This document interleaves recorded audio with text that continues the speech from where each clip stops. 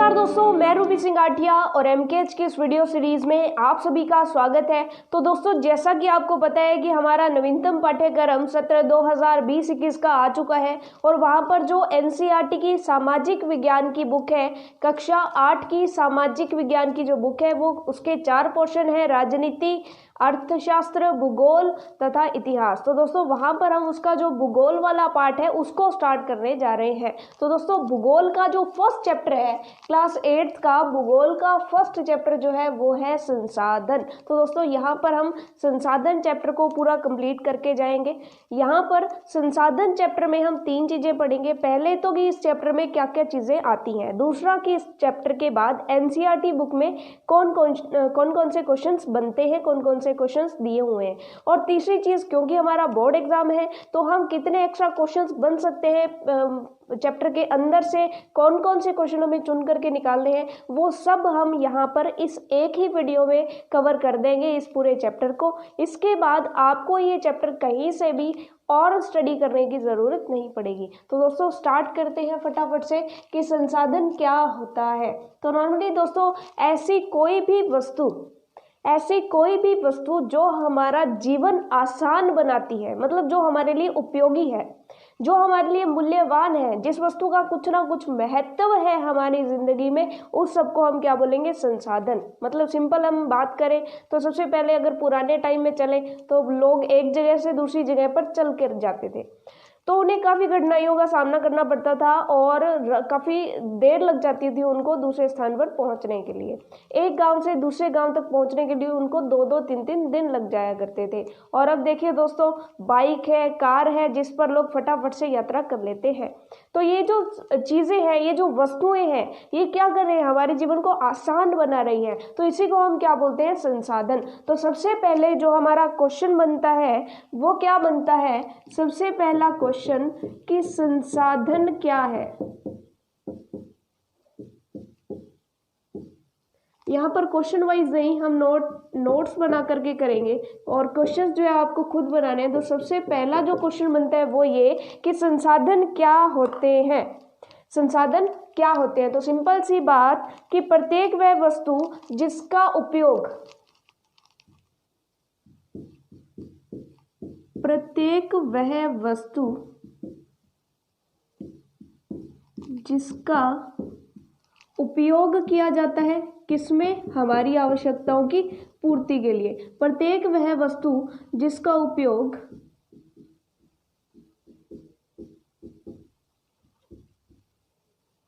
आवश्यकताओं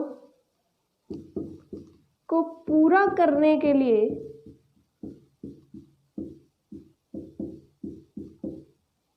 होता है,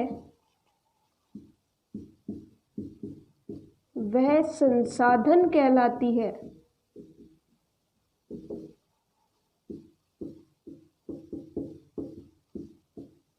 अब इसके उदाहरण आप देख सकते हो। उदाहरण क्या क्या है संसाधन के उदाहरण? तो सिंपल सी बात, कोई भी वस्तु ले लीजिए, प्रत्येक वस्तु हमारे पास संसाधन है। कोयला ले लिया, कोयला संसाधन है। पेट्रोलियम ले लिया, पेट्रोलियम संसाधन है। यहाँ तक कि आपके हाथ में जो पेन है और आपके हाथ आगे जो नोटबुक पड़ी है वो भी एक संसाधन है, जिसको आप पढ़ने के लिए उपयोग कर रहे हो। आपकी आवश्यकता है कि आप लिख रहे हो, तो आप किस पर लिख रहे हो? कॉपी पर लिख रहे हो। किसके साथ लिख रहे हो? पेन की द्वारा, मतलब पेन को यूज करके लिख रहे हो। तो ये दोनों के दोनों क्या है? संसाधन है। तो जितनी भी वस्तुएं हम उपयोग करते हैं जो हमारी आवश्यकताओं की पूर्ति करती है, सारी की सारी क्या कहलाती है? संसाधन। तो संसाधन के उदाहरण कोई भी आप 4 उदाहरण लिख लीजिए और आगे लिख लीजिए आदि। सब कुछ जो है संसाधन है जिसका हम उपयोग करते हैं अपनी आवश्यकताओं की पूर्ति के लिए। जैसे अगर मैं एग्जाम्पल लिखूं तो हम यहाँ पर क्या लिखेंगे? यहाँ पर हम अच्छे अच्छे एग्जाम्पल लिखेंगे ढूंढ करके। कोयला हुआ और पेन हुआ, पेंसिल हुई, या फिर कोई और जैसे कि कार हुई, रेलगाड़ी हुई। तो सारे के सारे जो है वो संसाधन ही तो है। झरना हुआ, पानी हुआ, वायु हुई। जल का उपयोग हम पीने के लिए करते हैं तो वो भी संसाधन है। वायु का उपयोग हम सांस लेने के लिए करते हैं तो वो भी संसाधन है।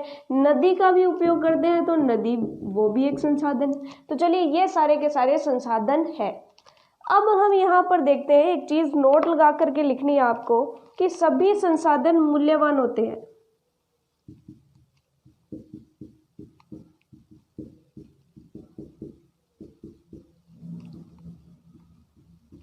सभी संसाधन मूल्यवान होते हैं। अब मूल्यवान होने का मतलब क्या है कि उनका कुछ ना कुछ महत्व होता है। मूल्यवान होने का मतलब है कि उनका कुछ ना कुछ महत्व होता है, उनका कुछ ना कुछ महत्व होता है, महत्व जरूर होता है। जैसे मान लीजिए कि आपकी माताजी आपके लिए खाना बनाती है। अब आपके लिए खाना बनाते हैं तो क्या आप उसके बदले में उन्हें रुपए देते हैं? नहीं देते। इसका मतलब उनका खाना बनाना, उनकी जो सेवा भाव है आपके प्रति, उनका जो सेवा भाव है वो भी एक संसाधन है, क्योंकि हम उसका उपयोग कर रहे हैं ना। वो खाना बना रही है तभी हम खा रहे हैं, तो वो भी एक संसाधन है जिसका हम उपयोग कर रहे हैं, तो वो संसाधन भी मूल्यवान है, लेकिन उसके लिए हम रुपए नहीं देते हैं। इसका मतलब क्या है कि कुछ संसाधनों का आर्थिक मूल्य होता है और कुछ संसाधनों का आर्थिक मूल्य नहीं होता। आर्थिक मूल्य का मतलब है जिसको रुपए के बदले में खरीदा जाता है, और जिनका आर्थिक मूल्य नहीं होता उनको रुपए पैसे के बदले में नहीं खरीदा जाता, वो भावनात्मक मूल्य या और मूल्य उनके होते हैं। तो इसमें क्या है कि सभी संसाधन मूल्यवान तो होते हैं, कुछ संसाधनों का आर्थिक मूल्य भी होता है। तो यहाँ पर लिख लीजिए कि कुछ वस्तुओं का आर्थिक मूल्य होता है, कुछ का नहीं।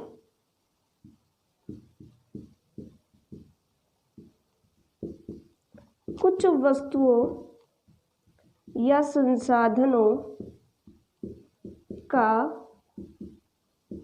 अब मूल्य तो देखो सबका होता है, कुछ का आर्थिक होता है, कुछ का कुछ और होता है। तो कुछ वस्तुओं या संसाधनों का आर्थिक मूल्य होता है,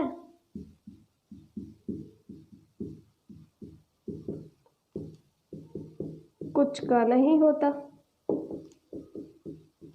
तो ये जो है हमारा, ये है हमारा नोट, कौन सा, 2000 रुपये का गुलाबी नोट, क्योंकि ये बहुत ही इम्पोर्टेंट है हमारे लिए। क्योंकि कई बार पूछ लिया जाता है कि अगर खरीदी या बेची नहीं जा सकती कोई वस्तु तो क्या वो संसाधन नहीं है, तो क्या उसका मूल्य नहीं है?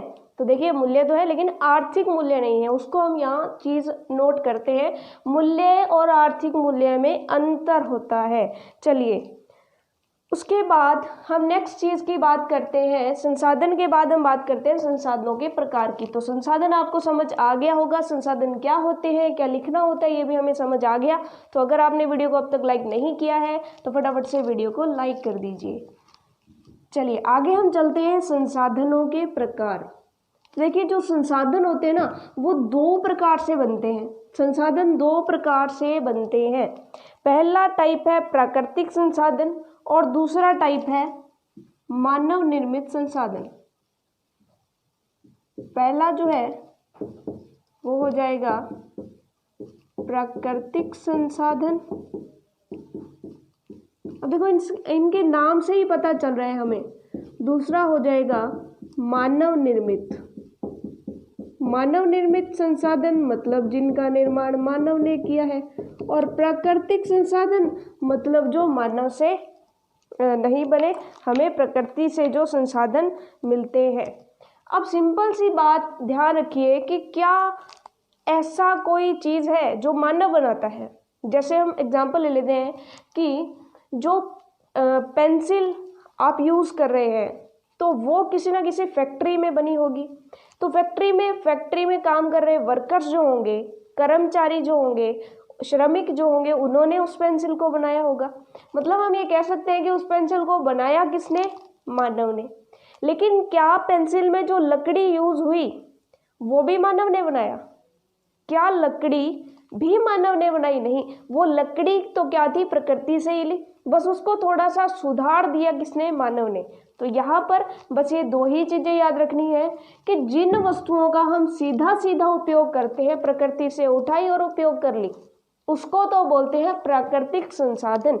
लेकिन ऐसे प्राकृतिक संसाधन जो सीधे उपयोग में नहीं आते उनको मानव द्वारा थोड़ा सा सुधारा जाता है, उनको बोलेंगे हम मानव निर्मित संसाधन। क्योंकि पूरी तरह से तो मिट्टी कौन सा मानव बनाता है, मिट्टी भी तो वो उठाता है, फिर मिट्टी को उठा करके वो बर्तन बनाता है, तो उसको सुधारा गया है। सिंपल मिट्टी में आप पानी रख सकते हो नहीं, लेकिन मिट्टी को सुधार करके फिर उसमें मटका बना करके फिर उसको पका करके उसमें पानी रख सकते हैं। तो चलिए हमें समझ आ गया कि प्राकृतिक संसाधन और मानव निर्मित संसाधन में डिफरेंस क्या है।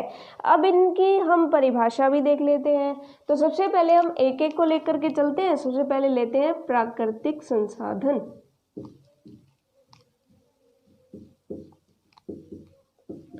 मानव निर्मित का मतलब ये नहीं कि उनको पूर्णतः मानव ने बनाया है, मानव निर्मित का मतलब है कि मानव ने उनको सुधारा है। चलिए ये चीज हमें क्लियर करनी थी यहाँ पर। अब प्राकृतिक संसाधन की परिभाषा क्या होगी वो देख लेते हैं। वे संसाधन जो प्रकृति से प्राप्त होते हैं, सिंपल बात कि वे संसाधन जो प्रकृति से प्राप्त होते हैं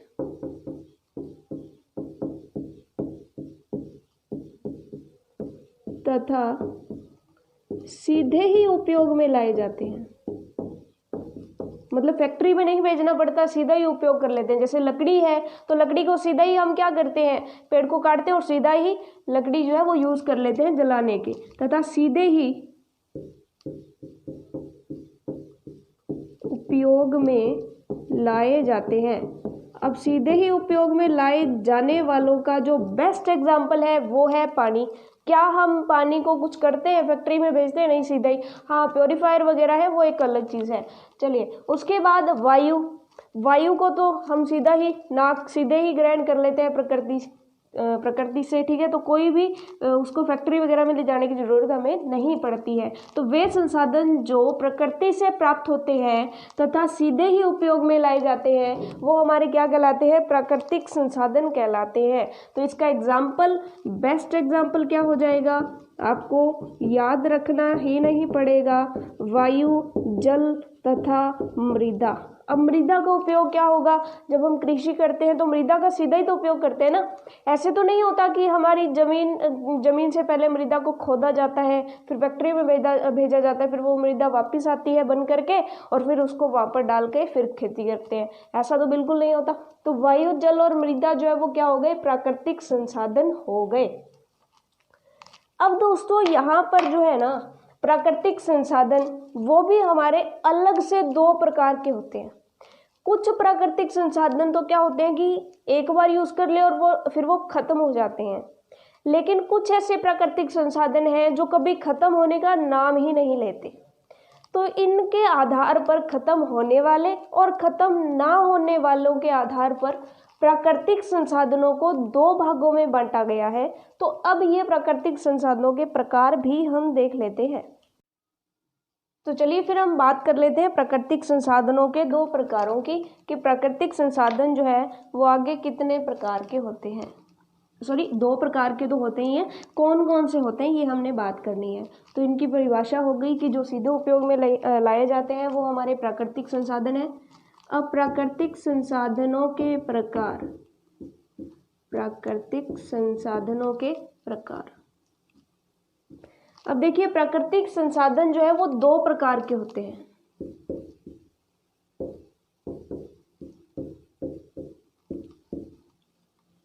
इनमें से जो पहला है वो है नवीकरणीय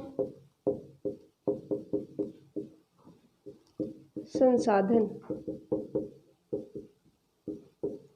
नवीकरणीय संसाधन और दूसरे जो हैं वो है अनवीकरणीय।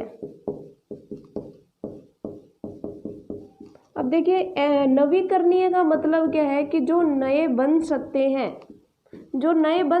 हैं, दोबारा बन सकते हैं, दोबारा से उनके भंडार भरे जा सकते हैं। जैसे मान लीजिए कि कोयला है, अब कोयले का जितना भी भंडार है अगर वो सारा जल गया तो बस वो भंडार खाली हो गया। मान लीजिए कि राजस्थान में किसी जगह पर कोयला मिला है, अब उस कोयले को हमने खाली कर लिया तो बस वो भंडार खाली हो गया ना, कोयला तो खत्म हो गया।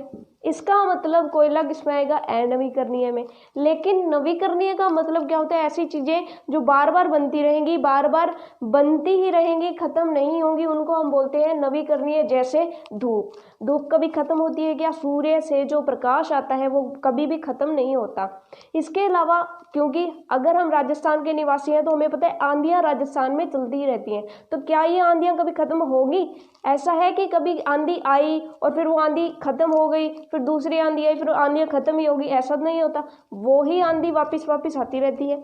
तो वहां पर हवा, जल जो है चक्रीय जरूर है, जल जो है नवीकरणीय ही है। नवीकरणीय मतलब जल में भी आपने जल चक्र देखा होगा कि जल क्या होता है, वाष्प बन के उड़ता है, फिर बारिश से वापस आता है, फिर वापस धरती से वाष्प बन के उड़ता है, फिर तो वो खत्म नहीं होता, कभी भी जल खत्म नहीं होता। हाँ, हम जल को प्रदूषित कर रहे हैं वो एक अलग चीज है, लेकिन जल भी नवीकरणीय संसाधन में आएगा, मतलब कभी खत्म तो नहीं होता ना। आप ये मत सोच लीजिएगा कि हमने पानी पी लिया तो वो खत्म होगा, वो कहीं मतलब किसी न किसी तरीके से जल जो है दोबारा से उड़ करके वाष्प बन करके वापस से वर्षा के रूप में आ ही जाता है। तो नवीकरणीय और अनवीकरणीय संसाधनों के बारे में हम देखते हैं। नवीकरणीय संसाधन अगर पूछ लिया जाए तो हम इसमें क्या लिखेंगे, ये देख लीजिए कि वे संसाधन जो शीघ्रता से नवीकृत तथा पुनः पूरित हो जाते हैं। वे संसाधन जो शीघ्रता से नवीकृत मतलब नए बन जाते हैं, नवीकृत या पुनः पूरित हो जाते हैं। पुनः मतलब दोबारा, पूरित मतलब जिनकी पूर्ति हो जाती है, पुनः पूरित हो जाते हैं, क्या कहलाते हैं, नवीकरणीय संसाधन कहलाते हैं। अब इनके एग्जाम्पल्स आप ढूंढ करके रखिएगा कि कौन कौन से एग्जाम्पल्स आपके दिमाग में आ रहे हैं, नवीकरणीय संसाधन कहलाते हैं। अब देखिए जो नवीकरणीय संसाधन है ये कुछ तो असीमित है। दूसरी लाइन हम क्या लिखेंगे कि इनमें से कुछ तो असीमित है। जैसे कि प्रकाश, सूर्य का प्रकाश कभी भी नहीं खत्म होगा, वो असीमित है, इनमें से कुछ तो असीमित है। और दूसरी चीज ये हो गई। तीसरी चीज क्या होगी कि इन पर मानवीय क्रियाओं का कोई फर्क नहीं पड़ता। इन पर मानवीय क्रियाओं से कोई फर्क नहीं पड़ता। जैसे कि एग्जाम्पल कि अगर हम अपने घर का दरवाजा खुला रखें और आंधी आ रही है तो क्या वो आंधी हमारे घर में बंद हो जाएगी, मतलब बाहर आंधी सारी खत्म हो जाएगी? ऐसा नहीं होता। मतलब मानवीय क्रिया जो है वो आंधी को कोई फर्क नहीं डालेगी, आंधी तो चलेगी चलेगी। ऐसा नहीं है कि हमने आंधी को अपने घर में बंद कर लिया और आंधी आनी खत्म हो गई, ऐसा कभी नहीं होगा। दूसरी चीज ये है कि कुछ जैसे असीमित है, जैसे सूर्य का प्रकाश। तो सूर्य का प्रकाश मान लीजिए कि अपनों ने सोलर पैनल लगा लिए जो सूर्य के प्रकाश को कैच करते हैं, एक तरीके से अवशोषित करते हैं। तो क्या वो सूर्य का प्रकाश अवशोषित कर लेंगे और बाहर सूर्य का प्रकाश खत्म हो जाएगा? नहीं, ऐसा नहीं होता है। तो इनमें से कुछ तो असीमित है, इन पर मानवीय क्रियाओं से कोई फर्क नहीं पड़ता है। हालांकि जल भी असीमित में ही आता है। असीमित का मतलब वो बार बार वहीं चक्रित होकर के आता रहेगा, इसका मतलब खत्म तो नहीं होने वाला। लेकिन हम क्या कर रहे हैं, उसको गंदा कर रहे हैं। गंदा कर रहे हैं तो वो वापिस से गंदा ही आए जा रहा है और गंदे आए जाने के कारण बीमारियां फैल रही हैं। तो चलिए ये बात हमें क्लियर हो गई कि नवीकरणीय संसाधन ये होते हैं। अब इनके एग्जाम्पल वही सेम, कौन से? जल मत लिखिएगा अगर आप कंफ्यूज हो रहे हैं, सौर ऊर्जा तथा पवन ऊर्जा। लेकिन मेरी तो राय यही है कि जल भी इसी में आएगा।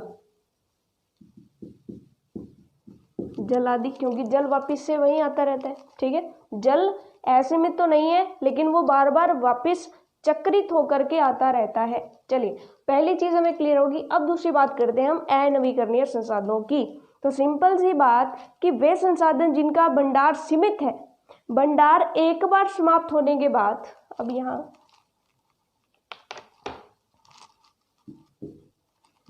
ऐसे संसाधन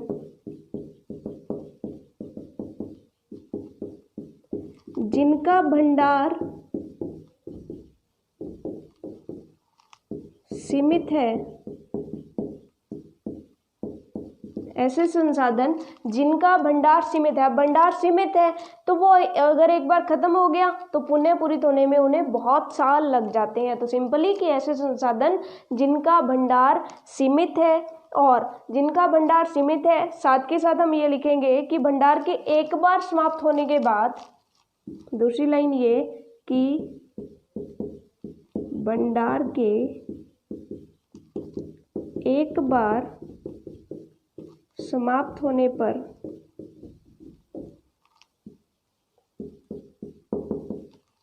पुनः पूरित होने में हजारों साल लग जाते हैं।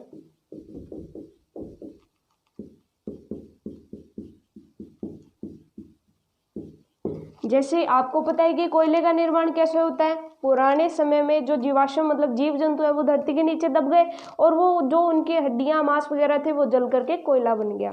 तो अब वापस से कोयला हमें प्राप्त हो, तो इसके लिए तो हजारों साल लग जाएंगे। एक बार अगर ये खत्म हो गया तो बस ये फिर खत्म ही हो गया, फिर हजारों साल इसको बनने में लग जाते हैं। तो इसके जो एग्जाम्पल है वो हो जाएंगे कोयला, पेट्रोलियम आदि। कोयला, पेट्रोलियम आदि, और यहाँ हो गया सौर ऊर्जा, पवन ऊर्जा, जल आदि। जल भी नवीकरणीय संसाधनों में आता है। चलिए, उसके बाद हमें ये तो समझ आ गई कि प्राकृतिक संसाधन कौन से होते हैं, दो प्रकार के होते हैं, नवीकरणीय और अनवीकरणीय। तो यहाँ पर मोस्ट इंपॉर्टेंट क्वेश्चन यहाँ पर बन सकता है, इंपॉर्टेंट क्वेश्चन यहाँ पर बन सकता है कि नवीकरणीय संसाधन और अनवीकरणीय संसाधन में अंतर स्पष्ट कीजिए। तो अगर अब यहाँ पर जो है लिखने का तरीका भी हम यहाँ पर सीखेंगे कि दोस्तों दो टाइप के क्वेश्चंस आते हैं। इसी क्वेश्चन को दो टाइप से वो दे सकता है कि नवीकरणीय संसाधन तथा अनवीकरणीय संसाधन को परिभाषित कीजिए।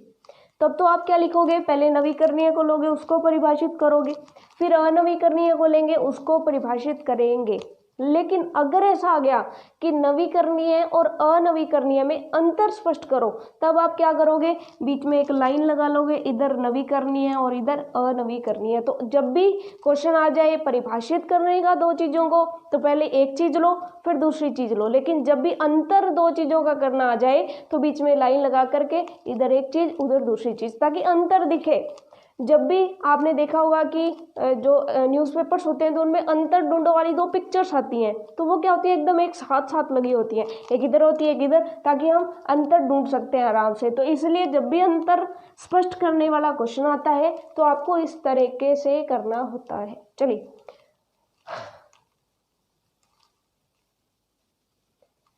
तो जब भी ऐसा क्वेश्चन आ जाए कि नवीकरणीय और अनवीकरणीय संसाधन में अंतर स्पष्ट करो, तो आप बीच में लाइन लगा करके एक तरफ नवीकरणीय दूसरी तरफ अनवीकरणीय करके आओगे।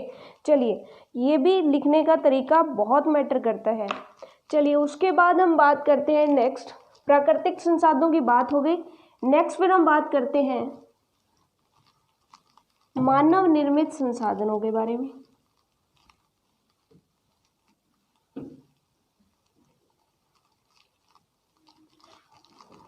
तो दोस्तों सिंपल सी बात कि कभी कभी प्राकृतिक पदार्थ सीधे उपयोगी नहीं होते। कभी कभी प्राकृतिक पदार्थ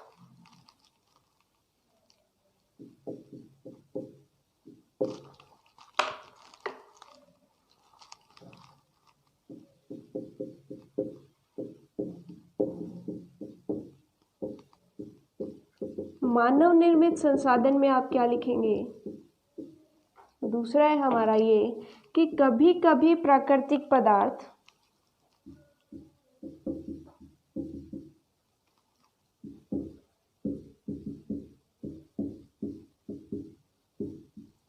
सीधे उपयोगी नहीं होते,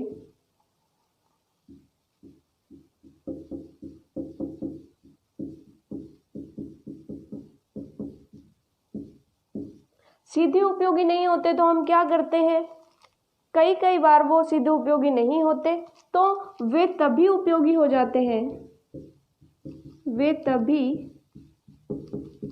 उपयोगी होते हैं जब उनका रूप बदला जाता है। जैसे हमने मान लीजिए कि रूप कैसे बदला, हमने लकड़ी ली, उसको पेंसिल बना दी तो वो यूज आने लगे। तो इसका मतलब क्या है कि कभी कभी प्राकृतिक पदार्थ सीधे उपयोगी नहीं होते, वे तभी उपयोगी होते हैं जब इनका रूप बदला जाता है। तो ऐसे संसाधनों को क्या बोलेंगे, मानव निर्मित संसाधन। तो अगर एक लाइन में अगर हम इसकी परिभाषा देना चाहें तो वो क्या होगी कि सिंपल सी बात की अर्थात प्राकृतिक संसाधनों को हमने लिया, अर्थात प्राकृतिक संसाधनों को संशोधित करके, संशोधित का मतलब होता है कि कुछ सुधार करना, कुछ उसमें सुधार करना जो होता है वो संशोधित करना होता है। अर्थात उनमें कुछ संशोधित मतलब कुछ सुधार किया जाता है। तो प्राकृतिक संसाधनों को संशोधित करके बने, संशोधित करके मतलब उनमें कुछ सुधार कर दिया, संशोधित करके बने संसाधनों को मानव निर्मित संसाधन कहते हैं। तो चलिए, ऐसे संसाधन जिन्हें सीधे उपयोग में नहीं लिया जाता, जिन्हें सुधारा जाता है पहले फिर उपयोग में लाया जाता है, जैसे एग्जाम्पल इसके हो जाएंगे कि हमने क्या किया, कोई पुल बना दिया, कोई सड़क बना दी, पुल बना दी, सड़क बना दी, कोई मशीन बना दी, और सबसे बेस्ट एग्जाम्पल इसका कि वाहन आदि, वाहन आदि। तो चलिए, मानव निर्मित संसाधनों का हमें क्लियर हो गया। दोस्तों, इसके बाद कुछ चीजें आती हैं जो हमारे लिए पढ़ना जरूरी है। जैसे संसाधनों के बारे में एक चीज आती है, मानव संसाधन क्या होता है। मानव संसाधन, मानव निर्मित संसाधन नहीं बात की, मानव संसाधन। अब जैसे कोयले से जो संसाधन बना है उसको हम बोलेंगे कोयला संसाधन, तो मानव से जो संसाधन बनेगा उसको बोलेंगे हम मानव संसाधन। बहुत ही इंपॉर्टेंट चीज है मानव संसाधन। तो सिंपल सी बात है कि मानव भी तो एक संसाधन है ना। मानव क्या करता है, किसान क्या करते हैं कि अन्न उगाता है, अन्न जो है यानी गेहूं उगाता है, गेहूं को मार्केट में पहुंचाता है। इसी के साथ साथ जो वैज्ञानिक है वो शोध कार्य करते हैं, जो कंपनियां हैं वो फोन बना रही है, तो वो भी तो एक संसाधन है ना। तो मानव तो एक बहुत अच्छा संसाधन है। तभी तो मानव में और पशुओं में अंतर है कि मानव जो है वो एक संसाधन है, मतलब मानव का उपयोग हो रहा है। ठीक है, कोई भी अगर काम करता है मानव तो वो किसी दूसरे के लिए उपयोगी होता है। इसका मतलब मानव खुद एक संसाधन है। तो हम मानव संसाधन को भी परिभाषित करेंगे कि मानव संसाधन क्या है। तो आप लिखेंगे कि मानव संसाधन से तात्पर्य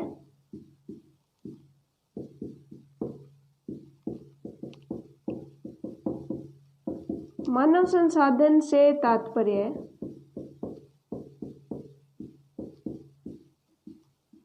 क्या तात्पर्य है, मानव संसाधन से हम क्या समझते हैं, लोगों की संख्या और योग्यता से है। लोगों की संख्या तथा योग्यता से है। मतलब कहने का मतलब लोगों की जो संख्या है वो मानव संसाधन है। ठीक है, जैसे मान लीजिए कि हमने बात की, दो देशों की तुलना करते हैं हम, मान लीजिए इंडिया की और एक कोई और कंट्री है, सीधे ही लिख लेते हैं, अपने किसी देश का नाम नहीं लिखते हैं, इंडिया की और कंट्री की बात करते हैं। तो इंडिया में जो नौजवान जनसंख्या है वो ज़्यादा है, और यहाँ पर नौजवान कम है,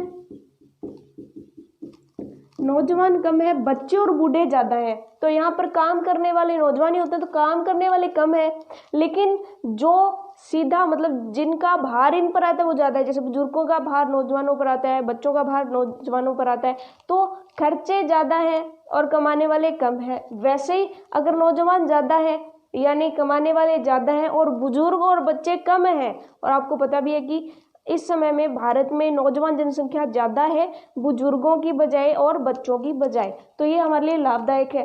तो यहाँ पर नौजवान ज़्यादा है, कमाने वाले ज़्यादा हैं, तो कहीं ना कहीं ये देश ज़्यादा विकास करेगा इस देश से। मतलब कहने का कि जो फैक्टर है वो क्या है, मानव संसाधन है। मतलब इस देश के पास कौन सा संसाधन ज़्यादा है, मानव संसाधन ज़्यादा है। तो होपफुली आपको समझ आ गया होगा कि मानव संसाधन क्या होता है। लोगों की संख्या तथा योग्यता दोनों चीज़ें जो होती हैं वो क्या होती है, मानव संसाधन होता है। तो चलिए ये आपको समझ आ गया होगा कि मानव संसाधन से तात्पर्य लोगों की संख्या और योग्यता से है।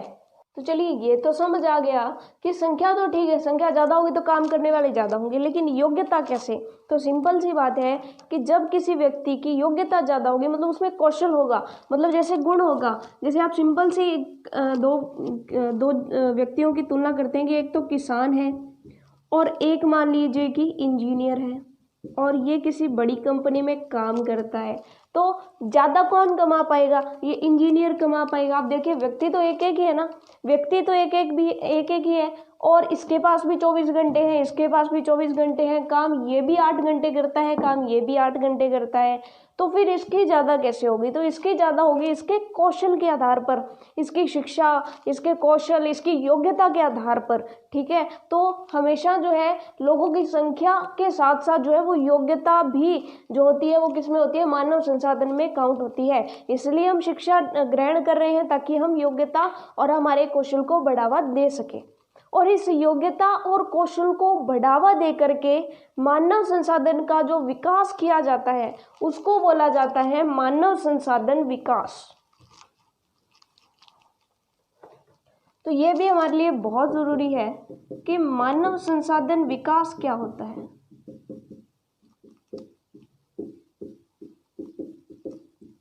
इसको भी हम यहाँ पर परिभाषित करेंगे कि मानव संसाधन विकास क्या होता है। अब दोस्तों देखिए, मानव संसाधन के लिए दो चीज़ें उपयोगी है, एक तो शिक्षा और दूसरा स्वास्थ्य।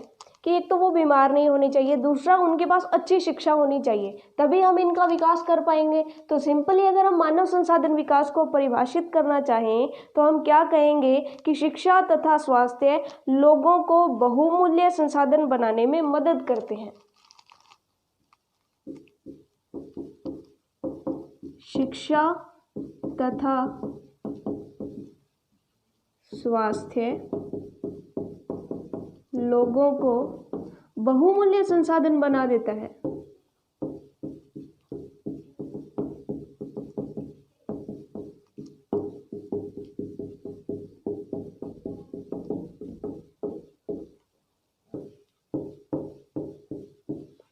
और इससे क्या होता है, अगर किसी के पास शिक्षा अच्छी होती है और उसका स्वास्थ्य अच्छा होता है तो उसका जो है कौशल बढ़ता है।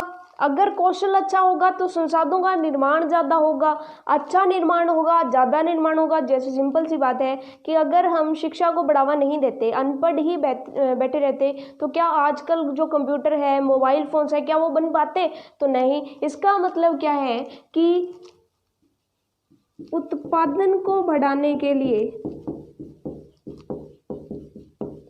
उत्पादन को बढ़ाने के लिए कौशल का विकास, कौशल मतलब गुणवत्ता, कौशल का विकास बेहद आवश्यक है।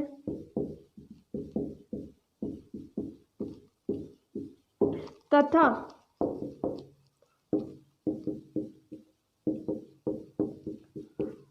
कौशल में विकास करना ही, अब किसके कौशल में विकास करना? तो सिंपल सी बात, मानव के कौशल में विकास करना ही क्या कहलाता है? मानव संसाधन विकास कहलाता है। अगर हमें मानव संसाधन को बढ़ाना है तो उसको हम कहेंगे वृद्धि करना। अगर विकास करना है मतलब उसका डेवलपमेंट करनी है, उसको सुधारना है, तो वो कैसे सुधारेंगे? हम उनकी कौशल को बढ़ा देते हैं, कौशल को बढ़ा देंगे तो मानव संसाधन अपने आप हमारा जो है विकास उसका हो जाएगा। उसके बाद दोस्तों दो चीज़ें आती हैं। अब दो चीज़ें, अगर ये दो चीज़ें कर ली तो इस चैप्टर में कुछ भी नहीं बचेगा। दो चीज़ें, दोनों में अंतर है थोड़ा थोड़ा, लेकिन यहाँ पर समझना बहुत ज़रूरी है कि क्या अंतर है। तो एक चीज़ आती है कि संसाधन जो है वो ख़त्म हो जाते हैं। जैसे अगर हम अनवीकरणीय की बात करें तो वो एक बार अगर उनके भंडार ख़त्म हो गए तो बस फिर वो ख़त्म हो गए। तो ऐसे में हमें क्या करना चाहिए और सीख क्या मिलती है हमें कि हमें संसाधनों का संरक्षण करना चाहिए। तो यहाँ पर सिंपल सी बात कि संसाधन संरक्षण क्या होता है, तो ये तो शायद बताने की ज़रूरत ही नहीं है। संसाधन संरक्षण क्या होता है? तो संसाधन संरक्षण का मतलब, जैसे जल हमारा संसाधन है तो जल संरक्षण करना है, तो इसका मतलब ये नहीं है कि हम जल को पिए ही ना, सांस ही ना लें ताकि हमारी वायु बची रहे, तो ऐसा तो नहीं है। संरक्षण का मतलब उसका उपयोग कम करना नहीं होता। ऐसे थोड़ी ना है कि हम पानी पीना कम कर दें।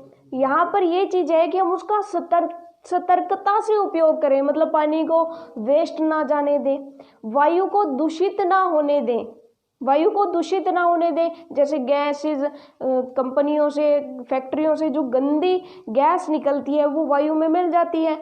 जो गैसें निकलती है वो विषकारी होती है, विषकारी होने के कारण वायु प्रदूषित हो जाती है। तो यहाँ पर सिंपल सी बात कि संसाधन संरक्षण को बच्चे समझते हैं कि संसाधन का बचाव करना, संसाधन को बचाए रखना नहीं होता, संसाधन का सतर्कता से उपयोग करना होता है। और इसका एग्जाम्पल भी हमने समझ लिया। तो सिंपल सी बात कि इसमें आप क्या लिखेंगे, संसाधन संरक्षण क्या होता है कि संसाधनों का सतर्कता से उपयोग करना।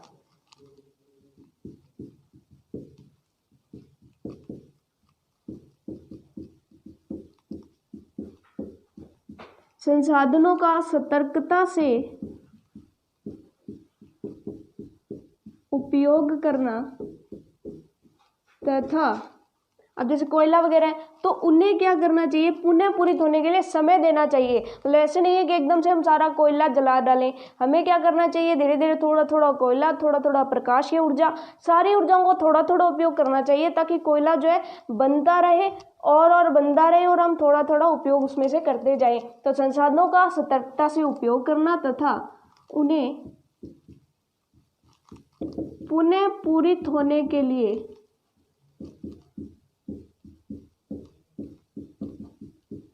समय देना या उन्हें पुनः पूरित होने देना क्या कहलाता है, संसाधन संरक्षण कहलाता है। तो ये डेफिनेशन आपको याद रखनी है कि नवीकरण होने के लिए या पुनः पूरित होने के लिए उन्हें पुनः पूरित होने देना, या ये भी लिख सकते हैं कि नवीकृत होने के लिए समय देना, मतलब समय देना कि वो नवीकरणीय हो जाए। अब संसाधन संरक्षण के बाद जो दूसरी बात हमारी आती है वो आती है सतत पोषणीय विकास। बहुत ही इंपॉर्टेंट है, काफ़ी बच्चों को ये जो है ना समझ नहीं आती है। मतलब अगर पूछ लिया जाए तो उनको पता ही नहीं होता, लेकिन है बहुत आसान। सतत पोषणीय विकास। अब सतत का मतलब होता है लगातार, सतत का मतलब होता है लगातार। पोषण का मतलब, पोषण मतलब आवश्यकताएं पूरी होती रहे हमारी, सतत मतलब लगातार, और पोषण मतलब हमारा होता रहे, मतलब हमारी आवश्यकताएं पूरी होती रहे और उसके साथ हम विकास करें। सतत पोषणीय विकास। अब थोड़ा सा यहाँ पर दोबारा से देख लेते हैं कि सतत का मतलब होता है लगातार, पोषण का मतलब है कि जो संसाधन है वो पोषित भी होते रहे और हमारा विकास भी चलता रहे। तो तीनों चीजें क्या कहती हैं कि लगातार संसाधन खत्म भी ना हो और हम उनका उपयोग भी करते रहें, तो ऐसा जो विकास होगा वो क्या होगा, सतत पोषणीय विकास।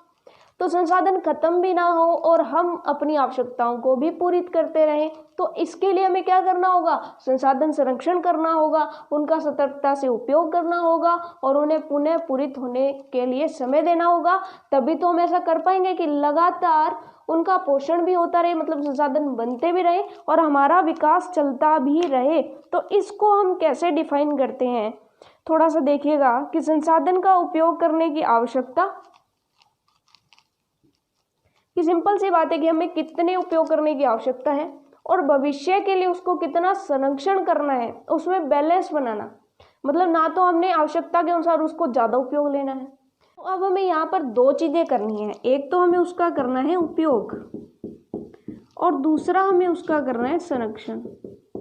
अब ना तो हमें बहुत ज़्यादा उपयोग कर देना है ताकि ऐसा ना हो कि बचे ही ना, और ना ही हमें इसका बहुत ज़्यादा संरक्षण करना है कि हमारा विकास ही रुक जाए। तो हमें इसलिए क्या करना है कि उपयोग की आवश्यकता तथा संरक्षण की आवश्यकता में संतुलन बना करके चलना ही क्या कहलाता है, सतत पोषणीय विकास। तो सतत पोषणीय विकास की डेफिनेशन क्या होगी कि संसाधनों का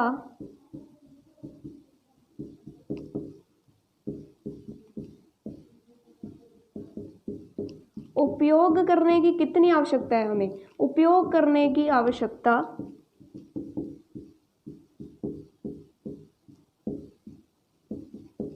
तथा भविष्य के लिए संरक्षण में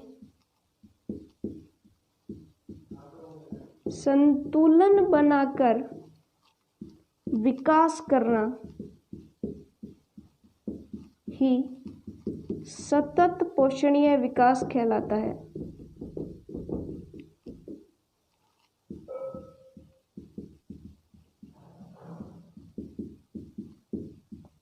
मतलब हमें क्या करना है, ना तो ज़्यादा उपयोग करना है, ना ज़्यादा संरक्षण करना है, उपयोग भी करना है और संरक्षण भी करना है। दोनों चीज़ें एक साथ करनी है हमें, तभी हमारा जो है विकास भी हो पाएगा और वो भी लगातार विकास हो पाएगा। ऐसा ना हो कि अब हम विकास कर लें और फिर हमारे पास कुछ बचे ही ना।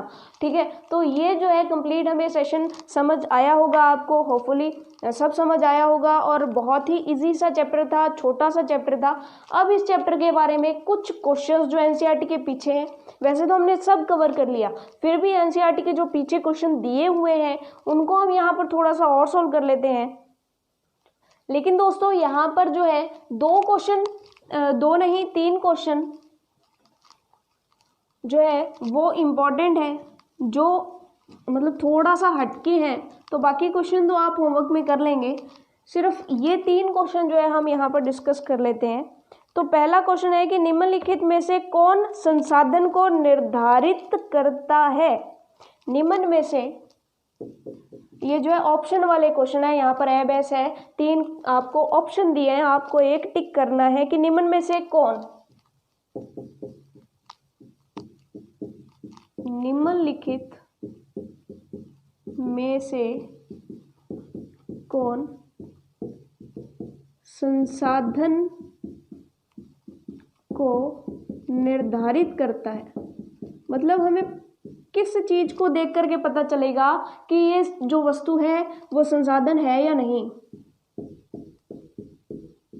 तो इसके लिए फर्स्ट इसका ऑप्शन जो है वो है उपयोगिता,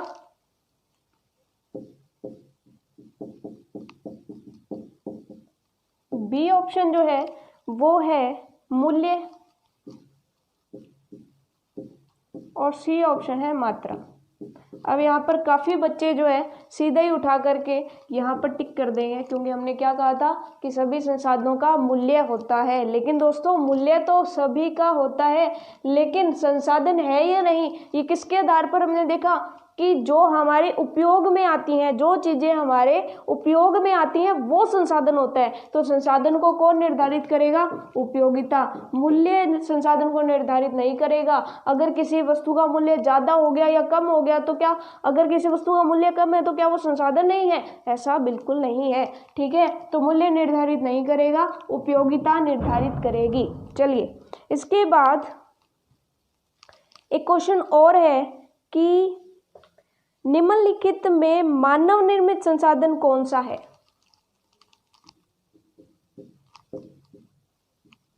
निम्न में, ये आपकी एनसीईआरटी बुक के पीछे दिए हुए कुछ क्वेश्चंस है, 3 क्वेश्चंस है, ज़्यादा नहीं, 3 क्वेश्चन हम यहाँ डिस्कस करेंगे कि निम्नलिखित में मानव निर्मित संसाधन कौन है।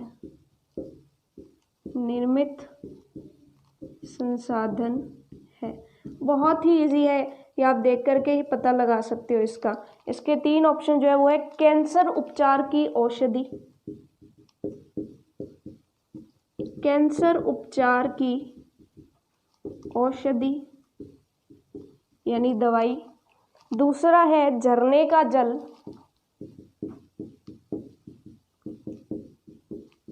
और तीसरा है उष्णकटिबंधीय वन। तो ये तो आपने टिक कर ही दिया होगा अब तक कि झरने का जल मानव ने तो बनाया नहीं, उष्णकटिबंधीय वन जंगल मानव ने तो बनाया नहीं, तो ये दोनों तो हो गई जी कैंसिल। तो बच्चा कौन सा, कैंसर उपचार की औषधि, तो औषधि कौन बनाएगा, मनुष्य, तो इसका मतलब ये क्या हो गया, मानव निर्मित हो गया। तो दूसरा क्वेश्चन हमारा जो है सॉल्व हो गया। चलिए इसके बाद जो है एक रिक्त स्थान और है वो और देख लेते हैं। क्वेश्चन नंबर 2 को मिटा देते हैं, यहाँ पर लिखते हैं हम कि आपको रिक्त स्थान की पूर्ति करनी है। अनवीकरणीय संसाधन डैश होते हैं,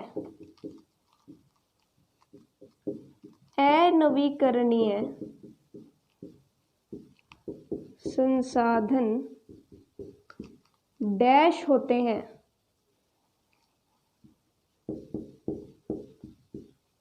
अब बताइए असीमित होते हैं या सीमित होते हैं, तो सिंपल सी बात कि अनवीकरणीय है तो वो क्या होंगे, सीमित भंडार वाले होते हैं। चलिए ये जो है 3 क्वेश्चन हमने कर लिए। इसके अलावा जो आपका होमवर्क है वो आपकी स्क्रीन पर है, आपको होमवर्क करके आना है, और जो क्वेश्चंस आपको डाउट लगते हैं उनको कमेंट बॉक्स में उनका क्वेश्चंस का नंबर लिख के आपको कमेंट करना है, आपको उनके सॉल्यूशंस मिल जाएंगे। तो चलिए दोस्तों फटाफट से ये नोट कर लीजिए, स्क्रीनशॉट ले लीजिए। अगर आपने अब तक वीडियो को लाइक नहीं किया है तो फटाफट से लाइक कर दीजिए। और इसी के साथ दोस्तों होपफुली ये वीडियो आपके लिए हेल्पफुल रही होगी। आपको संसाधन चैप्टर जो फर्स्ट चैप्टर था वो कंप्लीट हो गया है पूरा अच्छे से, एक भी क्वेश्चन यहाँ से बाहर नहीं जाएगा। तो आपको सब समझ आ गया होगा, साथ के साथ आपने नोट्स भी बनाए होंगे जो कि आपके लिए बहुत ही हेल्पफुल रहेंगे। तो इसी के साथ दोस्तों ऑल द बेस्ट, धन्यवाद।